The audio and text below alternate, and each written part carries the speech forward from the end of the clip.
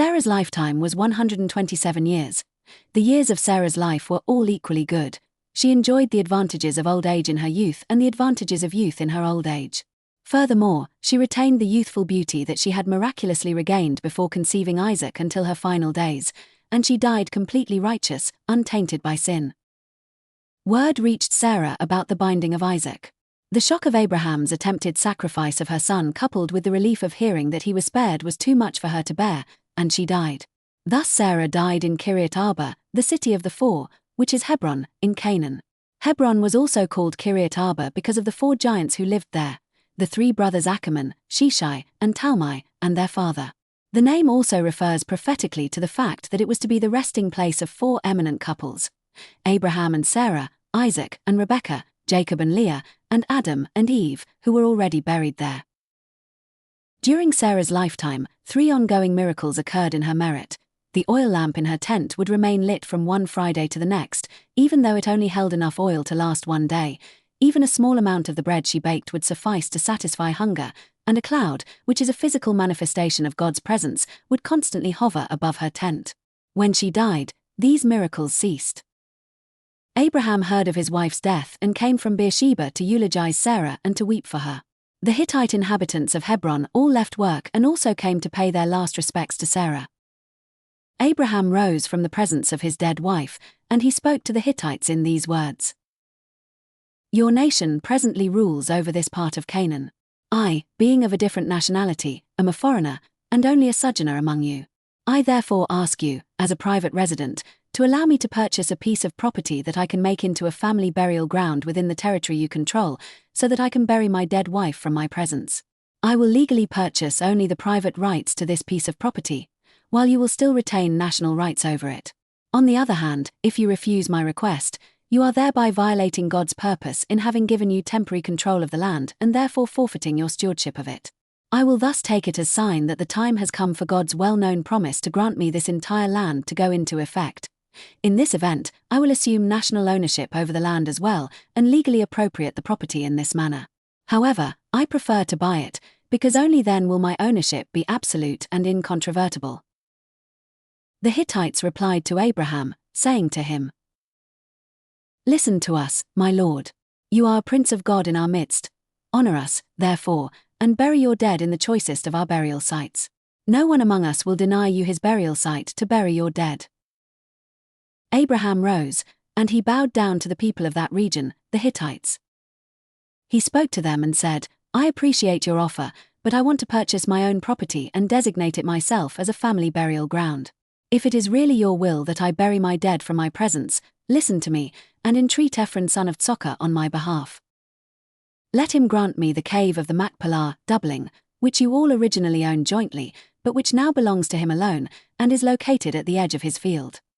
The cave of the Machpelah was so named because A. there was a 2-level house nearby it, and B. the crypts in it were double and therefore suited for burying couples. Abraham told the Hittites that he wished to buy this cave because it also had a place for him to eventually be buried alongside Sarah, as well as places for future patriarchal couples. He did not mention the fact that Adam and Eve were buried there, however, since the Hittites were probably not aware of this, and had they been aware of it, they probably would not have wanted to sell Abraham the cave. "Let him sell it to me for its full price, in your presence, so I can make it into a family burial ground." Ephron was then seated among the Hittites who had gathered to pay their respects to Sarah. Ephron at the time was merely an ordinary citizen, but the Hittites promptly promoted him to a position of honor so that Abraham would not have to negotiate with a person of inferior social status.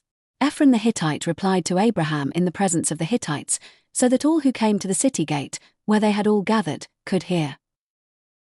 "No, my lord, I will not accept payment for it. I would be honored to give it to you. Furthermore, listen to me. You only asked for the cave, but as far as I am concerned, I have already given you the entire field as well. And as for the cave within it, I have already given it, too, to you. And I have given it to you in full view of my compatriots. Bury your dead." Once Ephron offered to give Abraham the entire field, Abraham no longer needed to bring up the issue of a family burial ground. Once he would own the whole field, he would obviously be able to do whatever he pleased with any part of it. Abraham bowed down before the people of that place. He spoke to Ephron so that all the local people could hear, in these words, "If only you would listen to me. I do not want to accept the field for free. I am giving you the money for the field. It's here, in my hand. Take it from me so that I may bury my dead there." Ephron replied to Abraham, saying to him, "My lord, listen to me. What's 400 silver shekels worth of land between friends like you and me? Forget about the money and bury your dead." Although 400 silver shekels was an exorbitant price to pay for the field, Ephron meant to flaunt his generosity by feigning to refuse payment. Nonetheless, Abraham understood what Ephron really meant. Abraham weighed out for Ephron the amount of silver that he had mentioned in the presence of the Hittites, 400 full-sized shekels, which are universal negotiable currency. Despite the fact that Ephron had loudly proclaimed his largesse in being willing to give the property to Abraham for free, he in fact did accept Abraham's extravagant overpayment. By paying its full price, Abraham entirely severed any legal association of Ephron's with the field. Second reading.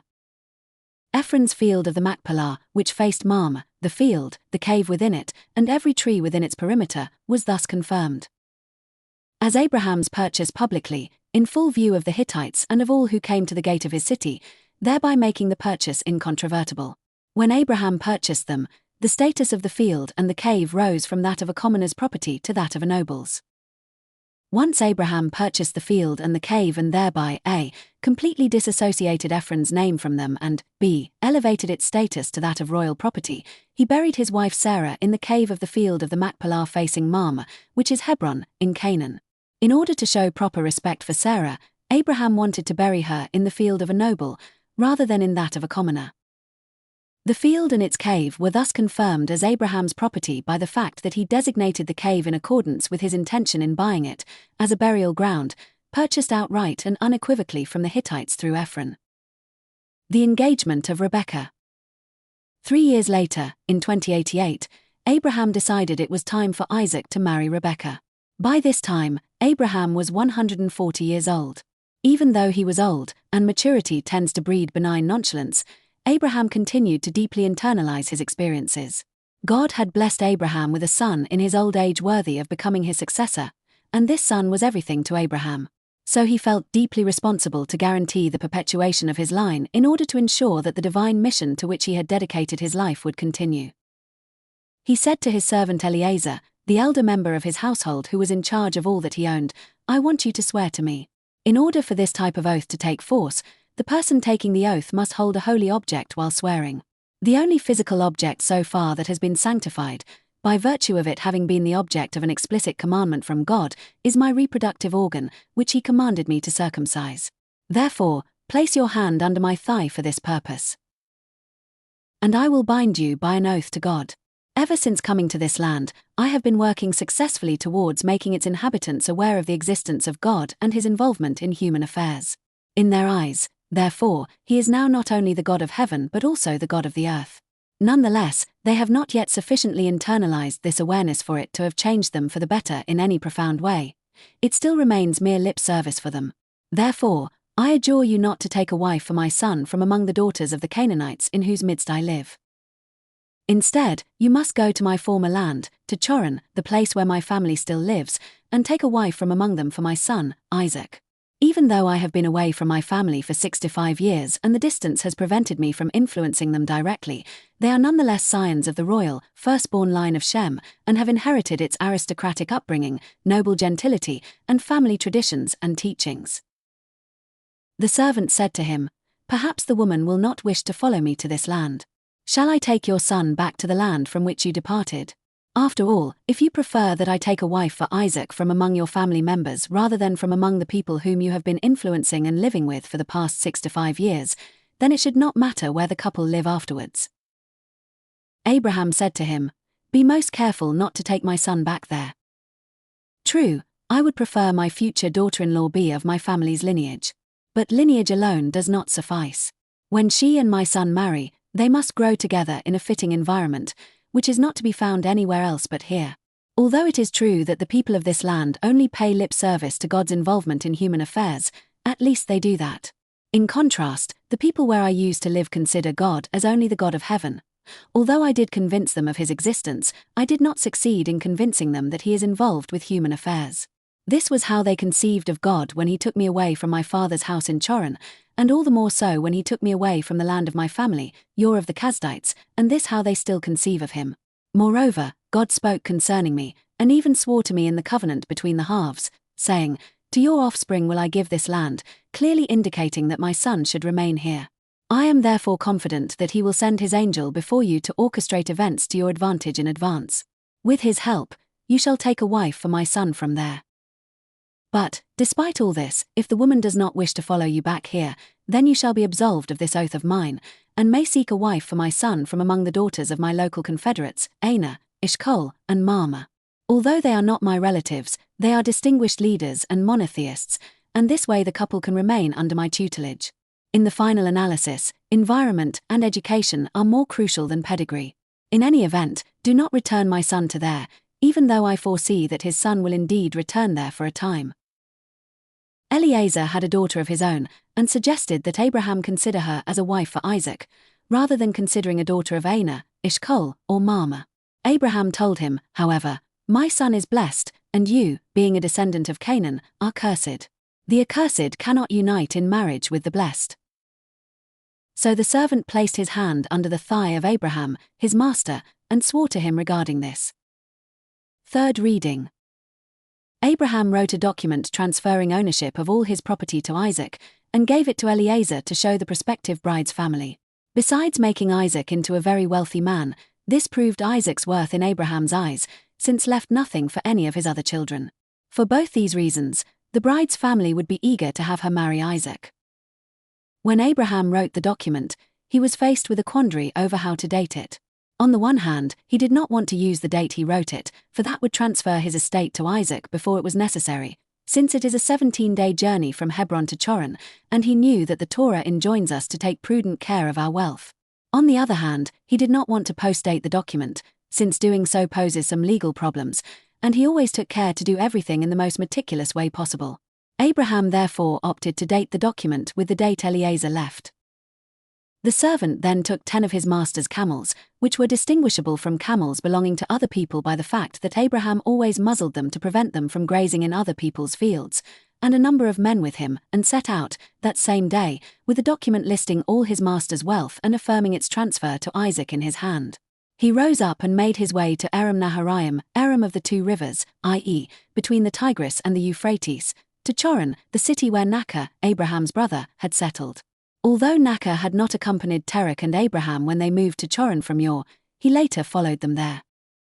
Because Terach had been only a closet monotheist, he had not succeeded in instilling his beliefs in the members of his household. Most of his family members in Choron continued worshipping idols as in the past, although they were also aware of Abraham's monotheistic beliefs and paid them a certain amount of lip service. Rebekah, however, had precociously recognized the folly of idolatry and dedicated herself to the practice of monotheism and ethical behavior. In consideration of Abraham's earnest desire to live according to the Torah's moral instructions not to part with one's wealth prematurely, God shortened the time required for the journey, and Eliezer miraculously arrived in Choron on the same day as he had set out. As he arrived, Eliezer made the camels kneel outside the city near a well of water at evening time, when women go out to draw water. He said, O God, God of my master Abraham, arrange events for me this day such that you grant a favor to my master, Abraham. Here I stand by the spring of water, and the daughters of the townsmen are coming out to draw water. Let it be that the maiden to whom I shall say, Please tilt your pitcher so that I may drink, and she replies, Drink, and I will also give water to your men and camels, will be the one whom you have designated for your servant Isaac. She will be a fitting match, because her demonstration of considerateness and generosity will prove that she is worthy of becoming a part of Abraham's household. Let her be from his family and a suitable companion for Isaac. Thus I will know through her that you have acted kindly with my master. He had not yet finished speaking when 3-year-old Rebekah came out. She had been born to Bethuel, the youngest son of Milcah, the wife of Abraham's brother, Nachor. Her pitcher was on her shoulder. The maiden was of beautiful appearance, yet she was still a virgin, whom no man had known carnally in any way. It was common practice at that time for even very young girls to engage in all types of licentious behavior while still taking care to retain the coveted status of virgin. Rebekah, however, was innocent even of this practice. She went down to the spring, and the water level rose as she approached, making it easier for her to fill her pitcher. Eliezer duly noted this miracle and concluded that the girl enjoyed this divine aid because was righteous. She filled her pitcher and came back up. The servant ran toward her and said, "If you would, let me sip a little water from your pitcher." She said, "Drink, sir," and quickly lowered her pitcher onto her hand and gave him a drink. When she had finished giving him to drink, she said, "Let me draw water for your men and camels, too, until they have drunk their fill." She quickly emptied her pitcher into the trough and ran to the well again to draw water, and she drew water for all his men and camels. Seeing that Rebekah had performed precisely those acts that he had requested from God that she perform as a sign that she was a suitable wife for Isaac, the man wondered about her if she would also prove to be from Abraham's family. He thought silently to himself, wanting to know whether or not God had made his journey successful. But his doubts were outweighed by the confidence he had in Abraham's merits and his reliance on Abraham's promise that God would prearrange success in advance. When the camels had drunk their fill, the man took a gold nose ring weighing a beaker, half a shekel, about 8 grams or 0.28 ounces, alluding to the half shekel that Rebekah's descendants were to donate toward the building of the tabernacle, and 2 gold bracelets, alluding to the 2 tablets that Moses would receive at Mount Sinai, which weighed 10 gold shekels, about 160 grams or 5.6 ounces, alluding to the 10 commandments that would be engraved on the tablets, for her arms, and gave them to her, thereby engaging her to Isaac. He said, "Whose daughter are you? If you would, tell me if there is room in your father's house for us to spend the night." Answering his questions in the order in which he asked them, she said to him, "I am the daughter of Bethuel, son of Milcah, whom she bore to Nachor." She then said, "We have plenty of straw and fodder, as well as a place to spend many nights." Hearing this, the man bowed his head and prostrated himself to God. Fourth reading. He said, "Blessed be God, God of my master Abraham, who has not withheld his kindness and truth from my master. God has guided me along the right road, to the house of my master's brothers." The maiden ran to her mother's quarters and related these events. Now Rebekah had a brother named Laban, who was also in his mother's quarters at the moment she came running in. Laban, who was a greedy fellow, heard Rebekah's description of what had just transpired. Hearing that Abraham's servant had arrived, he quickly removed the idols from the house. He then ran outside to the man, to the spring. Having seen the expensive nose ring and the costly bracelets on his sister's arms, and having heard the words of his sister Rebekah, saying, "This is how the man spoke to me," and having concluded that he was rich, he approached the man, who was still standing beside the camels and tending them, near the spring. He said, "Come, you who are blessed by God. Why are you standing outside when I have cleared the house of idols and prepared a place for the camels?" The man came into the house, into the men's quarters, and unmuzzled the camels. Laban gave the camels straw and fodder, and provided water for Eliezer and the men who were with him to bathe their feet. Food was served, but Eliezer said, "I will not eat until I have spoken my piece." Laban said, "Speak." Eliezer began, "I am Abraham's servant. God greatly blessed my master, and he prospered. He granted him flocks, cattle, silver and gold, servants and handmaids, camels and donkeys. My master's wife Sarah bore my master a son after she had grown old, and he gave him all that he owned." At this point, Eliezer showed them the document attesting to this fact. He pointed out to them that the document bore that day's date, but hastened to add that Abraham had not post-dated it. Rather, God had miraculously made him arrive the same day he set out in consideration of Abraham's desire not to post-date the document on the one hand, and not to relinquish his wealth before necessary, on the other. "My master bound me by an oath, 'Do not take a wife for my son from among the daughters of the Canaanites, in whose land I live. Unless you first go to my father's house, to my family, select a wife for my son from among them, propose the marriage to her, and she refuses to come back with you.' I said to my master, 'In that case, in the end you will certainly approach me and ask me to give my daughter to your son as a wife, for the maiden whom I will choose from among your family members in Choran will certainly not agree to come back with me.' But he said to me, 'God, before whom I have always walked, will send his angel with you and make your mission successful, and you will take a wife for my son from among my family members and from my father's house.'" Eliezer could not, of course, tell Bethuel and Laban that God had guaranteed him success in advance, so he only said that God promised to send his angel with him, rather than before him, as Abraham had said. He did, however, note that God had promised to make his mission successful, hinting that it would be fruitless for Bethuel to attempt to oppose it. Only thus will you be free of my oath. If you approach my family and they do not give you a maiden, you will be released from my oath. So I set out on my journey today, and, as I said, I miraculously arrived today at the spring, even though the journey from Hebron to here normally takes much more than 1 day. I said, O God, God of my master Abraham, if you will, crown this mission that I am undertaking with success. Here I am, standing by the spring of water. Let it be that the maiden who comes out to draw water and to whom I will say, Please give me a little water to drink from your pitcher. And who will answer, Not only may you drink, but I will also draw water for your men and camels, will be the wife destined by God for my master's son.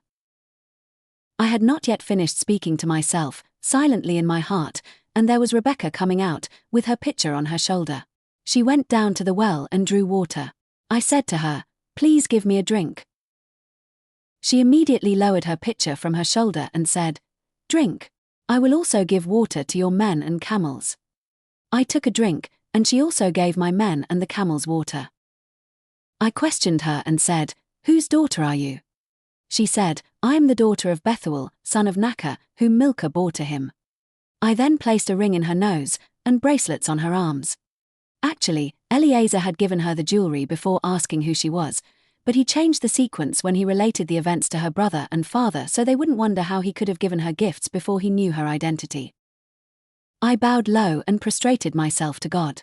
And I blessed God, God of my master Abraham, who led me on a true path to take the daughter of my master's brother for his son. Now, if you want to act in kindness and truth towards my master, tell me. If not, say so, and I will turn to the right, that is, southwest of my master's home, to seek a wife for my master's son from among the Ishmaelites, or to the left, that is, northeast of my master's home, to seek a wife from among the descendants of Lot. Laban and Bethuel answered, Laban disrespectfully responding before his father. Even though they were both personally opposed to the match, nevertheless they said, This has all clearly come forth from God. We, therefore, cannot say anything to refuse you, neither in a bad, disrespectful manner, nor in a nice, reasonable, and polite manner. Rebekah was not physically present among the men at the time, but they said, figuratively, Rebekah is here in front of you. Take her and go, and let her be a wife for your master's son, as God has spoken. They did not even bother to ask Rebekah if she agreed to marry Isaac. It was clear to them that this marriage was God's will, and it would come to pass no matter what. When Abraham's servant heard these words, he prostrated himself on the ground to God in thanksgiving for the good turn of events. Bethuel, at this point, had second thoughts about the match and was about to express his opposition to it. In order to prevent him from doing so, the angel accompanying Eliezer killed him. Fifth reading. The servant took out articles of gold and silver, as well as articles of clothing, and gave them to Rebekah. Eliezer had planned to give gifts to the whole family, also, but because of Bethuel's sudden death, he gave delectable fruits from the produce of the land of Israel, a rarity in that region, only to her brother and mother. He and the men who were with him then ate and drank. Eliezer and his men spent the night in their host's house. When they rose in the morning, Eliezer said, Give me leave to go back to my master with Rebekah. Rebekah's brother and mother replied, Let the girl remain with us for a year, for it is the custom in our country to give an engaged girl a full year to obtain the jewelry she will need as a married woman. On the other hand, you have already given her some jewelry. If you did this in order to help her prepare herself for marriage, then we estimate that she only needs another 10 months to obtain the rest. But if the jewelry you gave her was intended merely as a gift, then she still needs the full 12 months. In any case, she can only go after she is fully prepared. He said to them, Do not cause me to tarry now that God has made my way prosper. Let me leave, so that I can go to my master. I have shown you the document attesting to the fact that Abraham bequeathed all of his wealth to Isaac. Clearly, there is no need for her to obtain jewelry on her own. Laban and his mother were shocked by Eliezer's refusal to defer to local custom. When they consented to the match, they had assumed it was self-understood that local custom would be respected and abided by. They concluded that this new demand was of Eliezer's own invention, for there was not even a hint in all the miracles he reported on that implied that this was one of God's demands. The fact that God had miraculously sped up his journey could simply mean that God wanted the match to be agreed upon as quickly as possible, and not necessarily that the marriage take place immediately. This conviction led them, in turn, to doubt Eliezer's entire narrative, including the miracles he related and the document attesting to Isaac's inheritance of Abraham's wealth. Since they were no longer convinced that the match was divinely ordained, there was now room to oppose it. On the other hand, they had no solid proof that Eliezer was lying. Furthermore, they had seen that Bethuel had died when he was about to oppose the match, so they still thought it might be divinely ordained. Therefore, they did not openly oppose the match. Rather, they said, "Let us summon the girl and ask her opinion, since a girl cannot become engaged to someone without her consent." They did not even suggest that she be allowed to remain for the 7 days of mourning for her father, since it was clear from Eliezer's insistence and his invocation of God's miraculous help to justify it that he wanted to leave with Rebekah immediately. They summoned Rebekah and said to her, "Do you want to go with this man now and marry his master's son?" She said, "Yes, and I will go even if you do not give your consent." So they bade farewell to their sister Rebekah, along with her former wet nurse, who now served as her escort, Abraham's servant, and his men. They blessed Rebekah and said to her, "Our sister, God promised Abraham on Mount Moriah that his offspring would be innumerable and that they would take possession of their enemies' cities. Therefore, may you grow into thousands of myriads. And may your descendants take possession of the cities of their foes. May God's blessings be fulfilled only through you, and not through any other wife your husband may later take." Rebekah rose up with her maidens, and they rode on the camels, following the man. The servant thus took Rebekah and set out on his journey. Isaac had just come from Beer-Lahai-Roi, where he had gone to bring Hagar to his newly widowed father, so he could remarry her. Until then, he had been living in the southern region, i.e., in or around Beersheba, but he now moved to Hebron. Isaac went out to pray in the field towards evening, for in addition to following his father's custom of praying at the beginning of the day, he had initiated the practice of praying at the day's end, as well. He looked up, and he saw camels approaching. When Rebekah looked up and saw Isaac, she was overwhelmed by his aura of holiness, and slid partway off the camel. She said to the servant, "Who is this man walking towards us in the field?" The servant said, "That is my master." She then took her veil and covered herself. The servant told Isaac all that he had done, stressing that he had fulfilled Abraham's mission devotedly and selflessly, in order to remove any doubt from Isaac's mind that the girl he brought him was indeed the one Abraham intended for him. As proof, he described all the miracles God had performed for him, including how he had miraculously arrived on the same day on which he had set out, and how Rebekah was already at the well before he finished his prayer. Nonetheless, all this did not suffice to convince Isaac that Rebekah was worthy to be his mother Sarah's successor. Therefore, Isaac brought Rebekah into the tent, placing his household's domestic affairs under her control. From the moment she assumed this role, it became clear that Rebekah was exactly like his mother Sarah, for the ongoing miracles that had occurred in Sarah's merit when she was alive once again resumed. The oil lamp Rebekah lit on Friday remained lit until the following Friday, even though it only held enough oil for one day. Even a small amount of the bread she baked sufficed to satisfy hunger, and a cloud hovered above the tent. Seeing how she was blessed in these ways, Isaac became fully convinced that Rebekah was indeed worthy of being his mother Sarah's successor, and married Rebekah. She became his wife, and he loved her. Isaac was then consoled for the loss of his mother. Abraham remarries Hagar. Sixth reading. Abraham married Hagar again after Sarah died. When he had married her the first time, her legal status had been that of a handmaid, but because he had granted her her freedom when he banished her, he was now remarrying her as a free woman. Nonetheless, in deference to Sarah, he did not remarry Hagar as a full wife, but rather as a concubine, i.e., without the conditions of a marital contract. Hagar's nickname now was Keturah, alluding to the fact that, although she had at one point lapsed back into the idolatry of her Egyptian family, she had since repented, and her deeds were now as pleasing to God as the fragrance of incense, Keteret. This nickname also alluded to the fact that she had bound, Kata, her reproductive organs ever since Abraham sent her away to ensure that no other man ever have relations with her. For both these reasons, Abraham did not hesitate now to remarry her. She bore him Zimran, Yakshan, Medan, Midian, Yishbak, and Shwak. Yakshan was the father of Sheva and Dedan. The sons of Dedan became the leaders of the Asherim, tent dwellers who lived in tent camps, Letashim, nomadic tent dwellers who spread out in all directions, and Lumim, other nations. The sons of Midian were Ephah, Shanosh, Avidah, and Eldarah. All these were Keturah's descendants. Even though he had in the meantime fathered all these additional sons, Abraham gave all that he owned to Isaac, as related in detail above. In addition, he bestowed on him the gift of being able to bless others, which God had given Abraham. Abraham gave other, spiritual gifts to the sons of Hagar, the concubine whom Abraham had taken. He taught them how to manipulate the forces of impure spirituality. He also gave them all the material gifts he had received over time from various people and had not earned himself, including what he received from Pharaoh and Abimelech on account of the incidents with Sarah. Since he did not receive these gifts directly from God, he did not wish to benefit from them. While he was still alive, he sent them eastward, to the east, away from his son Isaac. These progeny disseminated at least a diluted form of Abraham's spiritual legacy in their new homelands. Thus, Abraham's miraculously restored virility enabled the non-Jewish populace to benefit from Isaac's birth just as Sarah's miraculous lactation did when she nursed their babies. Abraham also sent away Ishmael together with Hagar's other sons, but he returned some time before Abraham's death.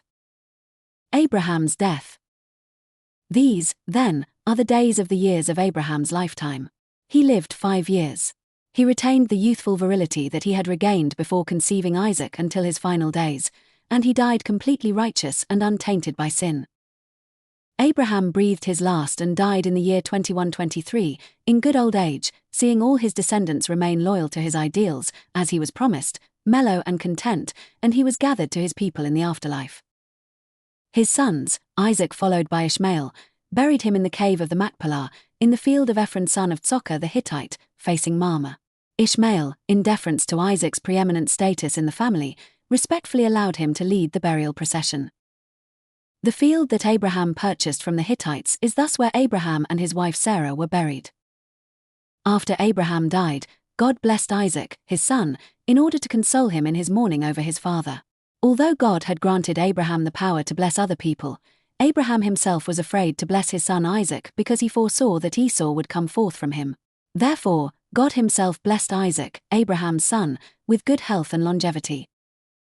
Isaac lived in the vicinity of Beer Lahai Roi.